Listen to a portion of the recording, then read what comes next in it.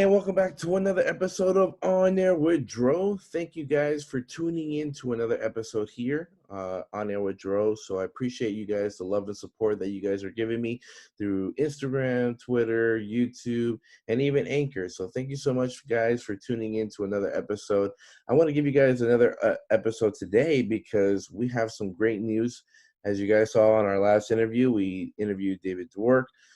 This week, I want to talk about just sports in general. We have a lot of news, and I haven't been able to post them up for you guys. So, that's on me. I'm trying to get into more content producing for you guys to stay updated. And also, you guys are following me through my Instagram. We're having a lot of, pictures posting, just giving you updates on sports, right?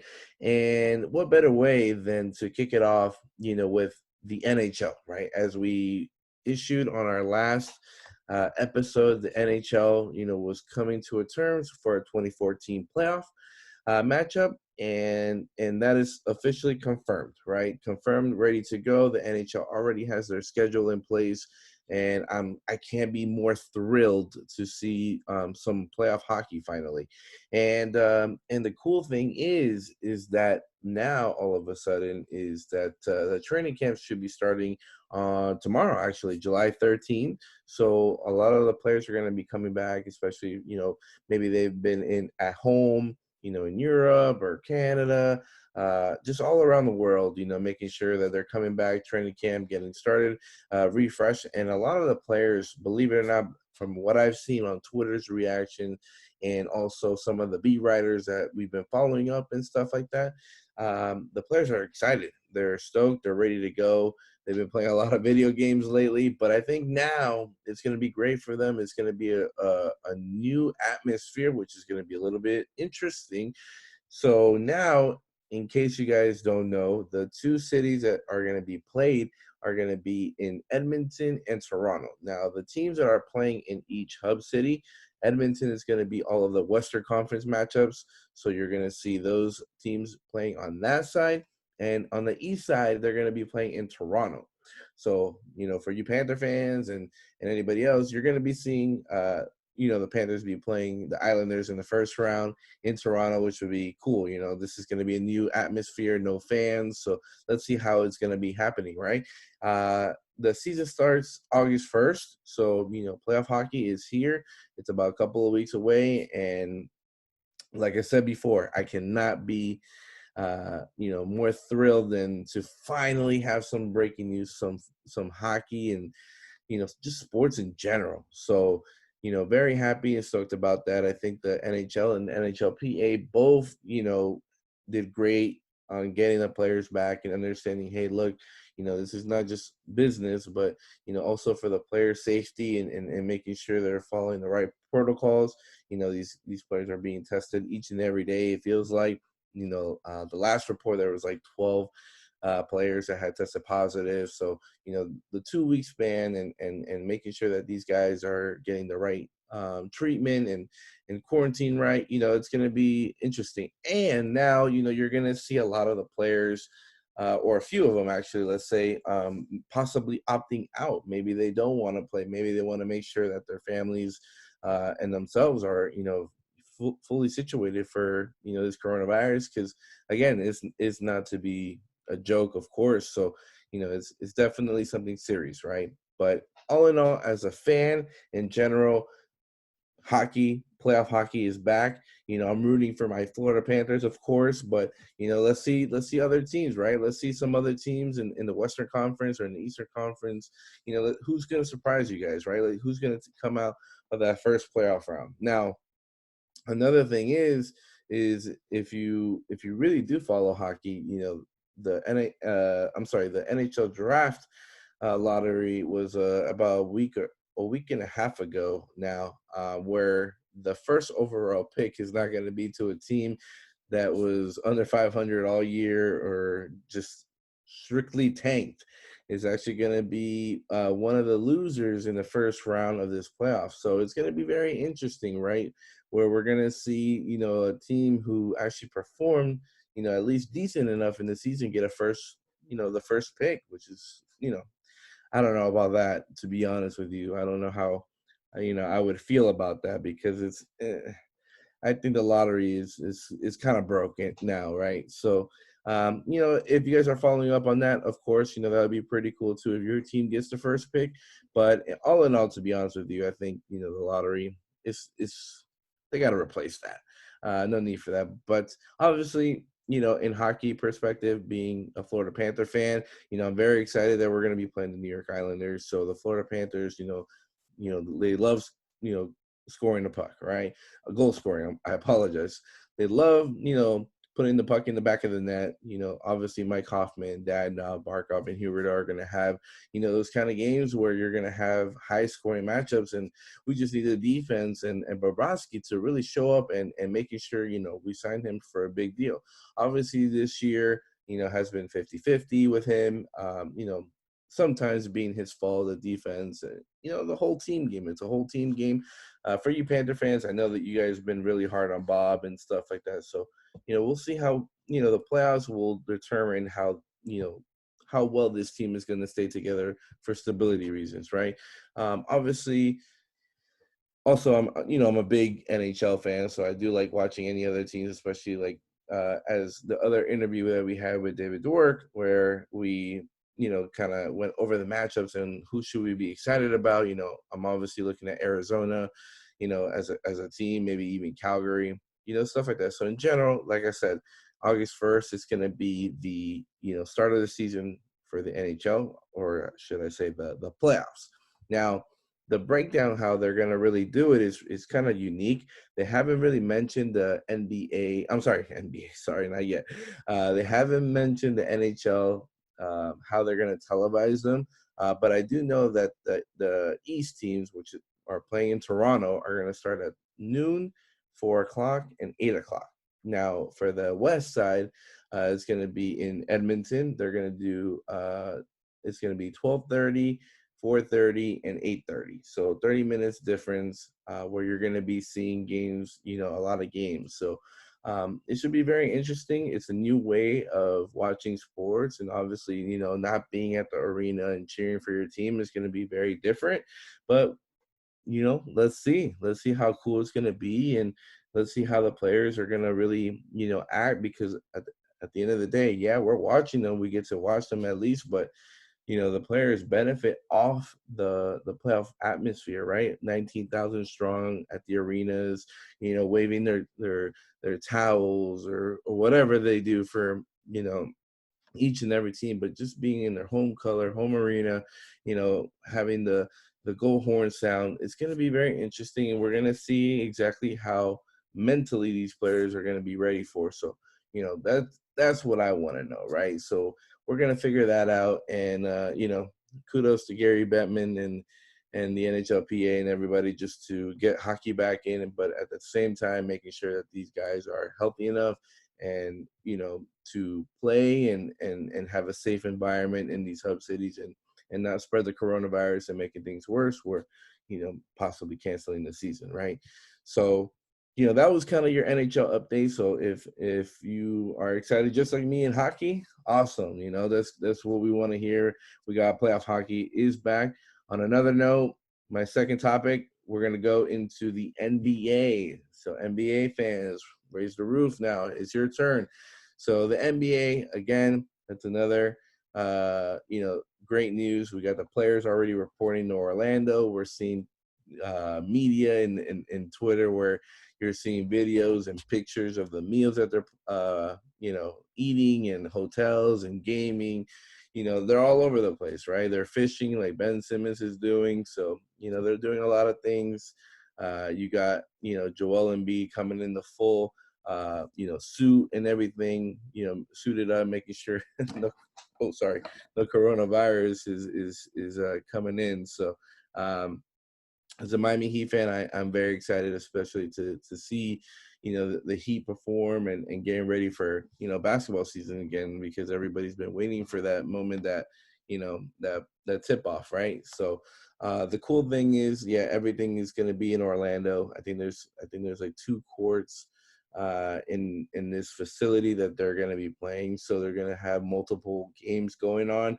It almost looks like NBA 2K, like a My Park moment where you're gonna see so many teams going at it on each court, and obviously there's no fans, so another sport where um, there's gonna be no fans, right? Like, what's the mentality these players are gonna be like? Like James Harden, like cooking off the fans, making a big three, just making those big impactful dunks like that the players do. So, you know, it's another sport that's gonna be with no fans, and it should be very interesting. I kind of want to know, like, the playoff atmosphere, like how is it gonna really shoot for these guys that benefit off the atmosphere of the 18,000 strong fans at their arenas. It's gonna feel like it's just like another backdoor backyard basketball game, on the side, or your regular YMCA,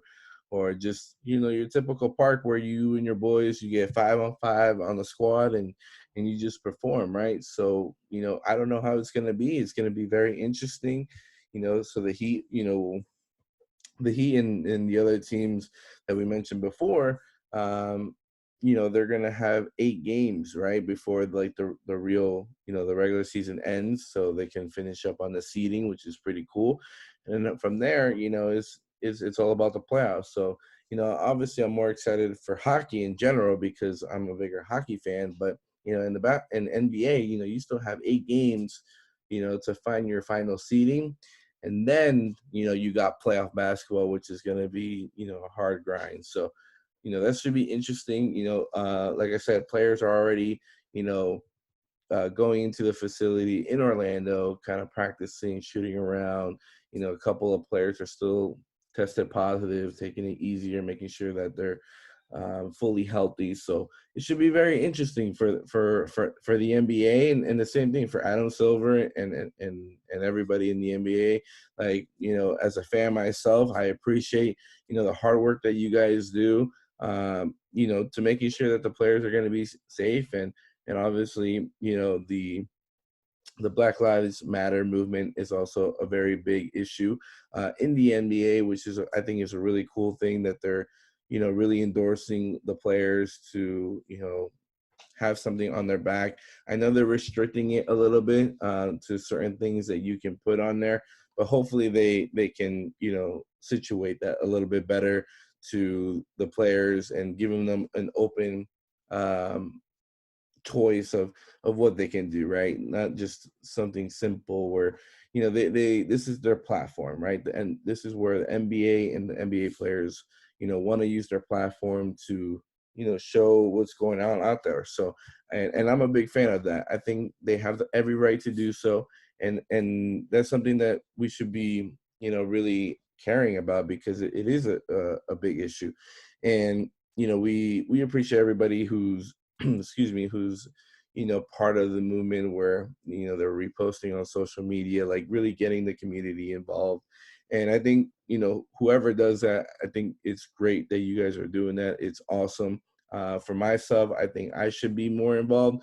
To be honest, I'm not as educated enough and followed up on it, but definitely wanted to speak something about it, of just making sure that, hey, like, you know what's going out there, we want to make sure that, hey, we're respecting everyone that we can. And it's all a thing where there's no reason why racism still exists in this world. So we just got to love one another, like Ellen says, and just be really, like, family bonded. So it's one of those things. I don't want to dive in too much. Like I said, I'm not too educated enough, but I just wanted to throw in my little 2 cents in.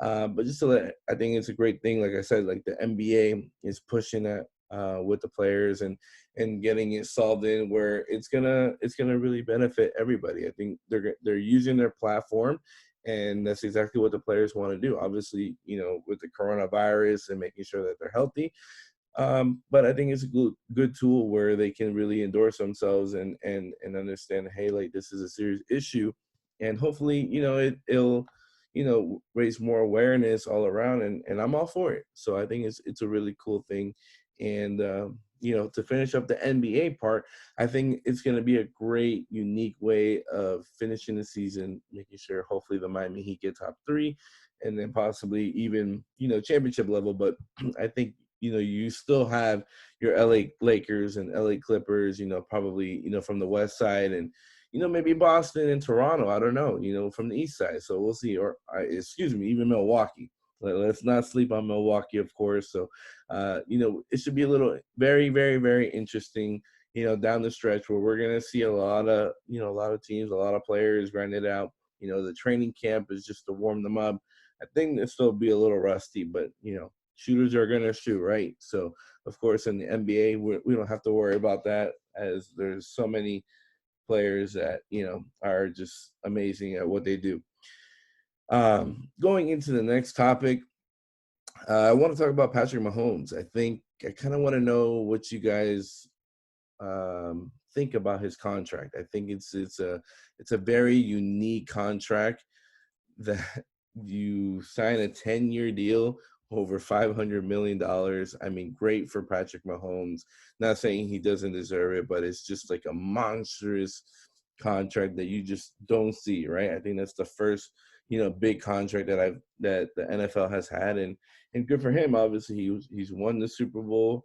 I think that he still has a lot of room to grow as a quarterback. So I think even he said it himself in an article of just like, oh, I just started reading, defenses like this past season, and imagine like if he's played like that for 3 years and he's had a Super Bowl and gone to the playoffs a couple times already. Like, can you imagine like what this guy's gonna be? Like Andy Reid and the Kansas City Chiefs are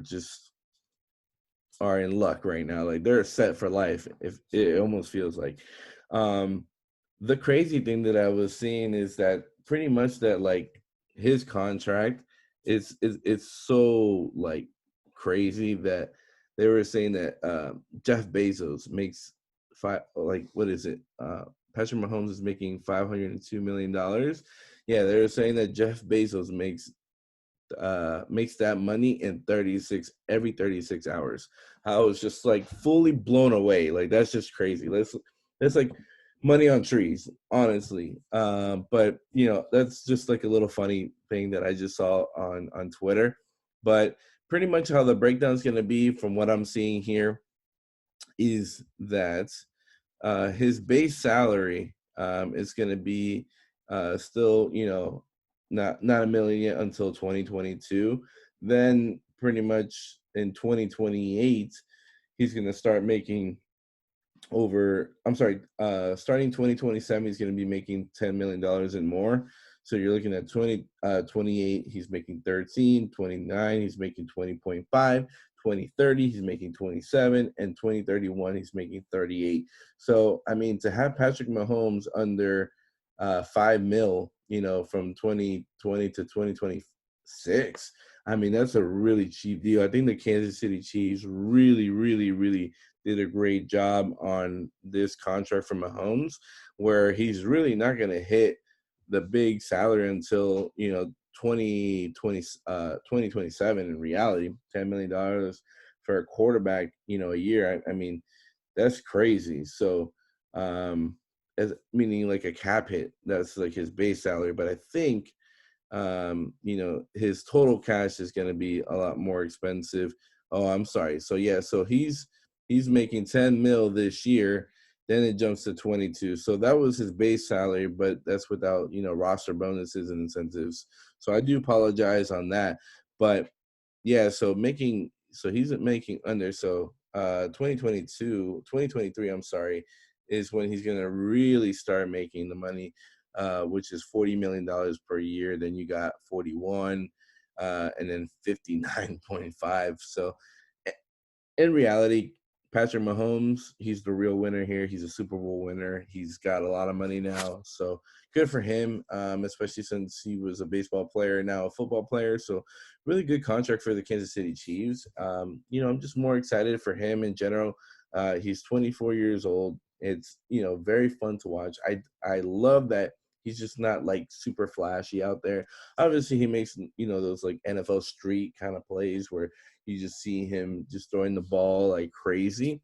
But he's kind of one of those quarterbacks that you're just like slowly um, just watching him flourish, through the league. It's just awesome, honestly, like until he, plays your team, of course, and then that's another different story. But, for this contract that he's getting, I mean, he's totally worth it. I would do it in a heartbeat, if I was the Dolphins. But now, the Dolphins have Tua, so we're okay right now. But obviously Mahomes, he's a Super Bowl winner, so congrats on his new contract here. I think he's gonna be phenomenal. Obviously, in Kansas City, so you should be no problem with that. So that would be pretty cool. That is cool for Patrick Mahomes for that contract. So we'll see how football goes. Right, this year we don't even know what's going on. We know as of right now the Hall of Fame game has been canceled. So we don't know about the preseason. They're thinking they're only playing 2 preseason games and maybe starting the regular season. So we'll see. We still have until around another month in August. And then we'll see what the deal is. I mean, it's crazy. September's around the corner. That's already week 1. Like I just realized that. Wow, like it's right here. I totally forgot that we're in July. So time is ticking. It feels weird because we haven't seen sports in like 3 months. So like everything is coming in really quick, and we're finally getting them. And the last topic that I want to talk about is Major League Baseball, MLB, right?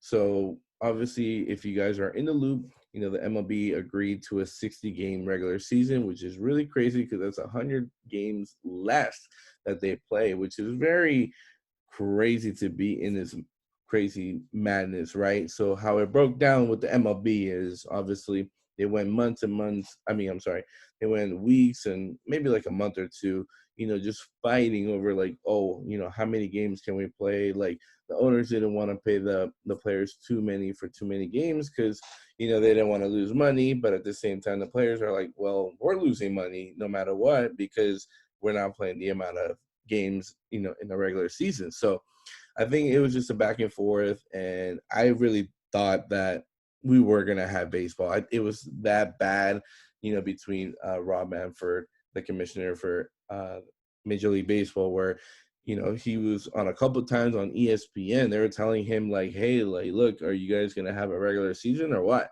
And he was just like, "Oh yeah, 100%, 100%, we're gonna have a season."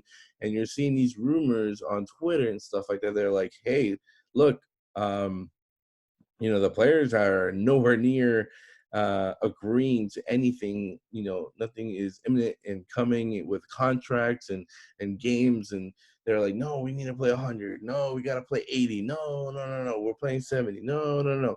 Owners were just like, "No, no, no."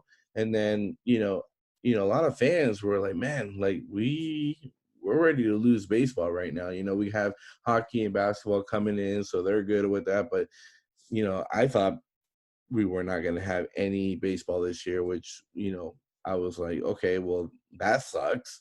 I would have been, devastated because I love baseball. I love, just, the sound of the bat, when people hit home runs, line drives, it's awesome, making, diving plays. So I'm a big sports fan. It's obviously, I want to see the Marlins. So now the Marlins have a shot. Now every team that you're like, dang, you're going to be tanking, like, your Orioles, your Blue Jays, the Marlins, maybe even the Pirates, like all these teams that you're thinking like, hey, look, we're tanking this year, or like we're gonna win under 50 games. If it's a 162 game regular season, all these teams now have a shot to play 60 games and making sure that hey, anything is possible. They can possibly make the playoffs. So I think they were gonna add like another playoff team too. So we'll find out how that comes about. Obviously, we have about a couple weeks, I think, because they start on the 23rd or 24th, so opening day. So we have about less than 10 days actually. Let's actually look at that, another quicker schedule. So definitely, guys, I want to thank you guys for tuning into On Air. I think that was just kind of your sports recap, and also me coming back onto the episodes to my own show, just to give you guys an update. I know it's been hard for me, especially with Corona and work. So I definitely want to provide you guys the most content that I can, and just keep following up on my Instagram, my Twitter, my Facebook, and also even YouTube. Obviously, when you guys are subscribed, so definitely let me know what you guys think. What you think of the breaking news? Are you guys rooting for anybody in particular in each sport, especially in NHL, NBA, or MLB? What do you guys think of the Patrick Mahomes contract? Right? Maybe if you're not a Kansas City Chiefs fan, but you're a Mahomes fan, like just let me know what you guys think, how it's broken down, and maybe some of the things on our next show we can talk about. So write them down on the comments down below. I do appreciate you guys' time. Thank you so much for the support. Keep the love. On to the next, guys. Take care. This is On Air with Dro. Peace out.